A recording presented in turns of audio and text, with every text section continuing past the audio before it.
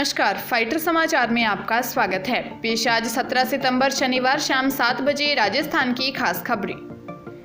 पाली जिले के रोहट थाना क्षेत्र के भावरी गांव में तालाब में नहाने उतरे 2 बच्चों की डूबने से मौत हो गई। ग्रामीणों ने रेस्क्यू कर दोनों शव तालाब से निकाले। दोनों रिश्ते में चचेरे भाई थे। रोहट थाने के एसएचओ उदय सिंह ने बताया कि थाना क्षेत्र के भावरी गांव निवासी 11 साल के विवेक वाल्मीकि और 12 साल के निकेश वाल्मीकि गांव के तालाब में नहाने उतरे। तैरना नहीं आने से दोनों तालाब में डूब गए। परिजनों का रो रो कर बुरा हाल है। बेटों की अकाल मौत के समाचार सुनते ही दोनों के परिवार में कोहराम मच गया। उन्हें यकीन नहीं हो रहा था कि अब उनके लाडले इस दुनिया में नहीं रहे। अलवर जिले में विशिष्ट न्यायाधीश पोक्सो हेमंत सिंह बघेला ने नाबालिग का अपहरण व सामूहिक दुष्कर्म के मामले में शहर कोतवाली थाना क्षेत्र निवासी मनोज सैनी, उद्योगनगर थाना क्षेत्र निवासी बलविंदर उर्फ गुग्गी व राहुल को दोषी मानते हुए तीनों को आजीवन कारावास की सजा सुनाई है। साथ ही मामले में अदालत ने मनोज सैनी को 27,000 रुपये के जुर्माने तथा बलविंदर व राहुल को 20-20 हजार रुपये के जुर्माने की सजा सुनाई है। विशिष्ट लोक अभियोजक अनूप खटाना ने बताया कि मामले में पीड़िता के परिजनों ने 1 अक्टूबर 2020 को पुलिस थाने में गुमशुदगी की रिपोर्ट दर्ज करवाई कि 30 सितंबर 2020 को वह रात को अपने परिवार के साथ सो रहा था। उसी दौरान प्रातः 4 बजे उसकी नाबालिग पुत्री घर पर नहीं मिली। आरोपियों ने उनकी बेटी को अगवा कर दुष्कर्म की वारदात को अंजाम दिया था।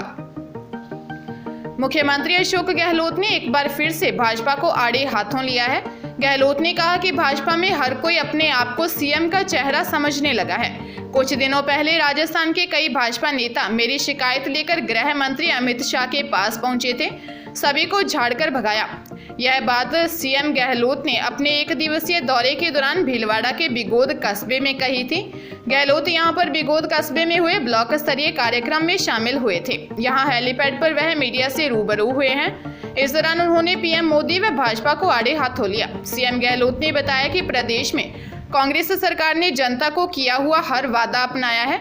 यह जनता भी जानती है। चिरंजीवी योजना से लेकर पेंशन योजना सभी से लोगों को काफी फायदा मिला है।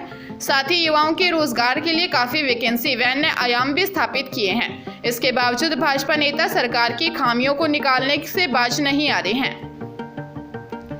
धौलपुर जिले में डॉक्टरों को प्रेग्नेंट महिला और उसके 2 बच्चों की मौत का दोषी मानते हुए कोर्ट ने उन पर जुर्माना लगाया है। अपनी टिप्पणी में जज ने लिखा कि दर्द के वह 3.5 घंटे प्रसूता और बच्चों ने कैसे काटे होंगे और परिवार को कितनी पीड़ा हुई होगी। जज रीटा तेजपाल का डिसीजन चर्चा का विषय बना हुआ है। जिला अस्पताल से जुड़े इस केस में 3 डॉक्टरों पर करीब 19,70,000 रुपये का जुर्माना लगा है।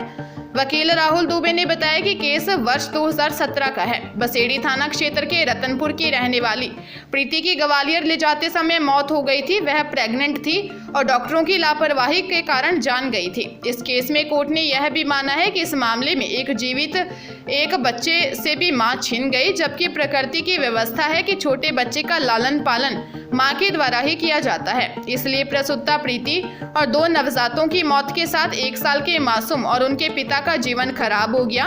कोर्ट ने डॉक्टर आर.डी. गर्ग, डॉक्टर अनुज गुप्ता और तत्कालीन पीएमओ डॉक्टर जनार्दन सिंह पर जुर्माना लगाया है। दौसा जिले के महुआ में बाइक पर आए 2 बदमाश एक महिला को नकली नोटों की गड्डियां देकर उसके जेवर उतरवाकर फरार हो गए। ठगे जाने के बाद बिलखती हुई विवाहिता थाने पहुंची और रिपोर्ट दर्ज करवाई। विवाहिता रेणु देवी ने बताया कि वह जयपुर से अपने 2 बेटों के साथ गांव निठार जा रही थी, जिसके लिए वह महुआ बस स्टैंड पर उतरी। स्टैंड से कुछ दूरी पर ही बाइक पर 2 जने आए और उससे कॉलोनी में जाने का रास्ता पूछने लगे। इस बात पर एक जने ने अपने हाथों से रखी नोटों की गड्डी से 500 रुपये का नोट निकाला और खुले मांगे। इसके बाद बदमाशों ने उससे कहा कि आपके गले में पहनी चेन और कानों के कुंडल की डिजाइन अच्छी है, जरा दिखाना। बदमाशों ने अपने हाथों से पकड़ी नोटों की दोनों गड्डियां उसे थमा दी और फिर पल भर में चैन व कुंडल लेकर भाग गए। बाद में पता चला कि यह नोट भी नकली थे। पुलिस ने महिला की रिपोर्ट के आधार पर रिपोर्ट दर्ज कर बदमाशों की तलाश की, लेकिन उनका कोई सुराग नहीं लगा। डूंगरपुर में फर्जी डिग्री देने के मामले में आरोपी कोचिंग सेंटर संचालक को पुलिस ने गिरफ्तार किया है। आरोपी एएनएम और एसटीसी की डिग्री दिलाने के नाम पर रुपए वसूलता था और 5 महीने से फरार चल रहा था। सदर थानाधिकारी भवानी सिंह ने बताया कि महेंद्र सिंह डामोर निवासी सरथुना धम्बोला ने दर्ज रिपोर्ट में बताया था कि परिष्कार कोचिंग सेंटर डूंगरपुर के संचालक दिगपाल सिंह, महेश किलाल और अन्य ने एसटीसी की डिग्री दिलाने के नाम पर उससे रुपए ले लिए और सेकेंड ईयर की फर्जी मार्कशीट दे दी। सीआई भवानी सिंह ने आरोपी की गिरफ्तारी को लेकर कई जगहों पर दबिश दी। इस दौरान पुलिस को आरोपी के बारे में सूचना मिली, जिस पर आरोपी दिगपाल सिंह सिसोदिया निवासी झिंझनी उदयपुर को गिरफ्तार कर लिया है। पुलिस आरोपी से पूछताछ कर रही है। Airport authority of India AAI में जूनियर असिस्टेंट और सीनियर असिस्टेंट के 156 पदों पर वैकेंसी निकली है, जिसके लिए 10वीं पास से लेकर ग्रेजुएट कैंडिडेट्स एएआई की ऑफिशियल वेबसाइट aai.aero पर जाकर 30 सितंबर तक अप्लाई कर सकते हैं। जूनियर असिस्टेंट के उम्मीदवारों को किसी भी मान्यता प्राप्त संस्थान से कक्षा 10वीं के साथ 3 सालों का ऑटोमोबाइल व मैकेनिकल में डिप्लोमा होना चाहिए या किसी भी मान्यता प्राप्त बोर्ड से कक्षा 12वीं पास होने के साथ भारी वाहन चलाने का लाइसेंस होना जरूरी है। जूनियर असिस्टेंट के लिए किसी भी मान्यता प्राप्त विश्वविद्यालय से ग्रेजुएशन की डिग्री होनी चाहिए। वरिष्ठ सहायक को किसी मान्यता प्राप्त संस्थान या विश्वविद्यालय से कॉमर्स में ग्रेजुएट होने के साथ 3 या 6 महीने का कंप्यूटर सर्टिफिकेट भी होना चाहिए। सीनियर असिस्टेंट किसी भी मान्यता प्राप्त विश्वविद्यालय से हिंदी या अंग्रेजी में ग्रेजुएट होने के साथ पोस्ट ग्रेजुएट होना चाहिए। हरियाणा के रोहतक जिले में पार्ट टाइम जॉब के नाम पर 8,81,000 रुपये की ठगी करने का मामला सामने आया है। पीड़ित बसंत विहार निवासी मनोज कुमार को टेलीग्राम आईडी पर मैसेज आया था, जिसमें 1 से 3 घंटे काम करने का ऑफर दिया गया। ऑफर स्वीकार करने पर कभी रिचार्ज तो कभी टास्क के लिए पैसों की मांग की गई। 13 दिन चली बातचीत व 8 दिन तक हुई विभिन्न ट्रांजैक्शन में कुल 8,81,356 रुपये हड़प लिए गए। पुलिस ने केस दर्ज करके जांच शुरू कर दी है, लेकिन अभी तक आरोपियों का सुराग नहीं लगा है।